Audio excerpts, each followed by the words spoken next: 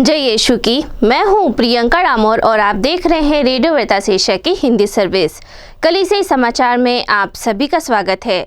कलीसियाई समाचारों में प्रमुख हैं। पॉप के खिलाफ अपमानजनक टिप्पणी पर धर्म बहन ने उच्च न्यायालय में याचिका दायर की। नाइजीरिया में इस्लामी चरमपंथियों ने 50,000 से अधिक ख्रिस्तियों को मार डाला।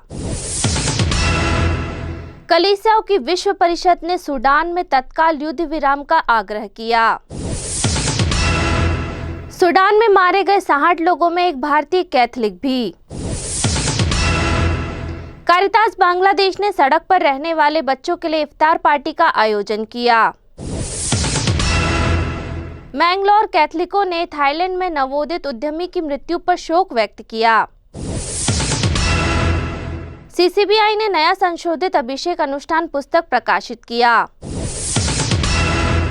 कोटायम ननाया पैरिश ने समुदाय के बाहर के लोगों से विवाह करने की अनुमति दी। बीना में कैथोलिक स्कूल ने मांगी पुलिस सुरक्षा। ईसाई और मुसलमानों ने बहिष्कार के आह्वान पर रोष व्यक्त किया। अब जानते हैं समाचार विस्तार से। पॉप के खिलाफ अपमानजनक टिप्पणी पर धर्म बहन ने उच्च न्यायालय में याचिका दायर की। दक्षिणपंथी हिंदू समूह द्वारा आयोजित एक कार्यक्रम के दौरान धर्म बहनों और पॉप पर कथित अपमानजनक टिप्पणी के खिलाफ कार्यवाही के लिए कैथोलिक धर्म बहन ने गुजरात उच्च न्यायालय का दरवाजा खटखटाया है। रोजरी की मिशनरी डोमिनिकन सिस्टर की सदस्य सिस्टर मंजूला टस्कानो ने 17 अप्रैल को पुष्टि की कि उन्होंने 4 दिन पहले गुजरात उच्च न्यायालय में याचिका दायर की थी। हालांकि उन्होंने याचिका के विवरण का खुलासा करने से इनकार करते हुए कहा, यह अब अदालत के समक्ष है और इसलिए मैं इस पर कोई टिप्पणी नहीं करना चाहूंगी।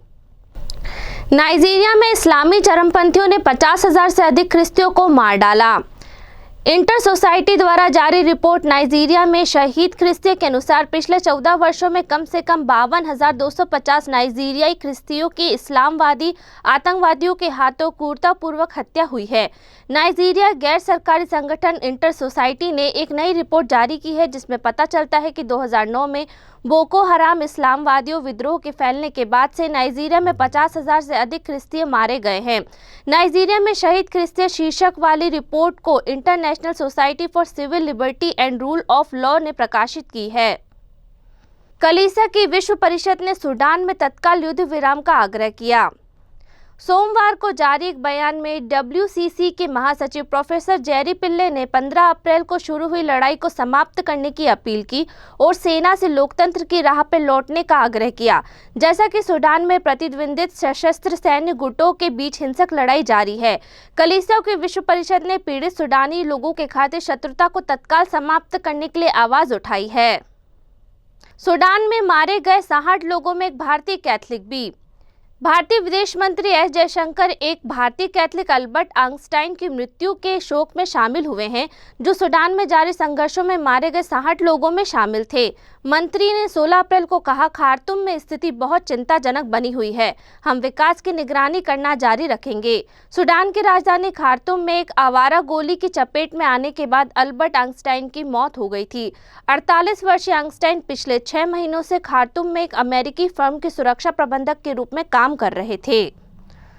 कारितास बांग्लादेश ने सड़क पर रहने वाले बच्चों के लिए इफ्तार पार्टी का आयोजन किया। कैथोलिक चर्च की social action arm Caritas Bangladesh ने 15 अप्रैल को मीरपुर में कृषि कार्यशाला और प्रशिक्षण स्कूल में सड़क पर रहने वाले बच्चों के लिए एक इफ्तार पार्टी की मेजबानी की। हम सभी भाई और बहनें हैं विषय के साथ धर्मार्थ कार्यक्रम में लगभग 100 सड़क पर रहने वाले बच्चे शामिल थे।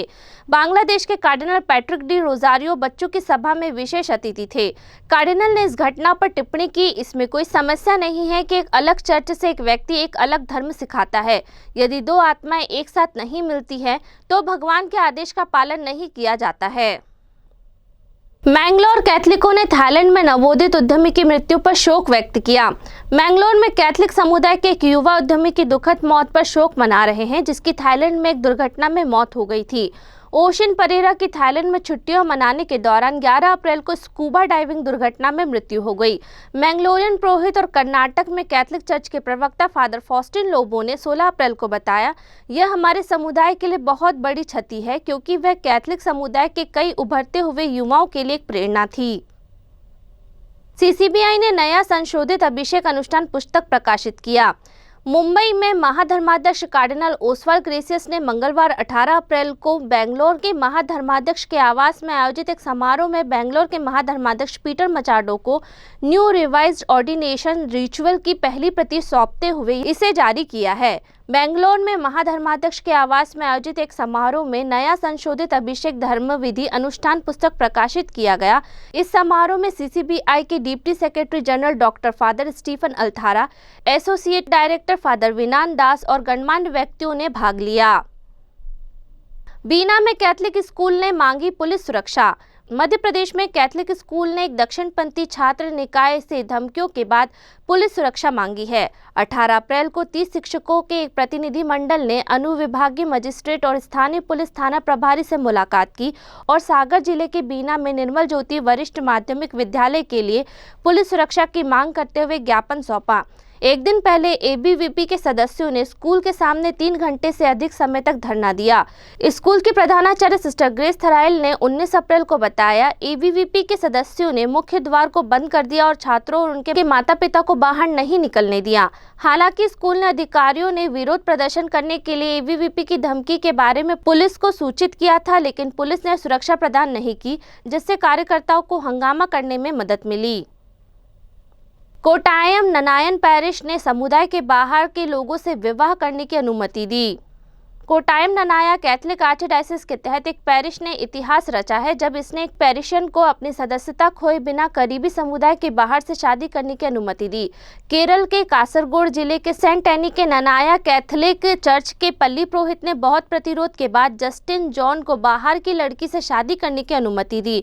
जॉन के बचाव में जो आया वह एक सिविल कोर्ट का 30 अप्रैल 2021 का आदेश था, जो एक लंबी कानूनी लड़ाई के बाद दिया गया था, जिसमें अंतर्विवाह की प्रथा को अवैध घोषित किया गया था।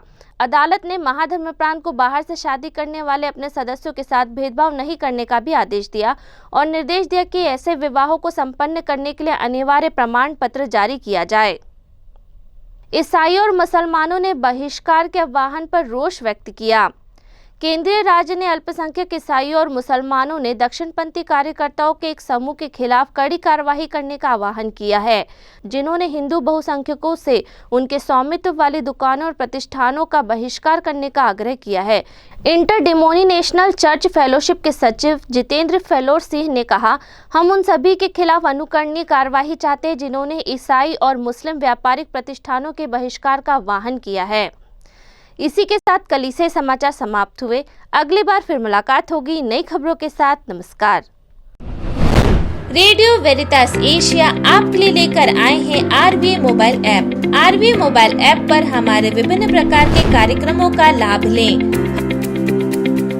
हमसे जुड़े और एशियाई ईसाईयत की आवाज का हिस्सा बने। आज ही ऐप स्टोर एवं प्ले स्टोर से आरवीए मोबाइल ऐप डाउनलोड करें।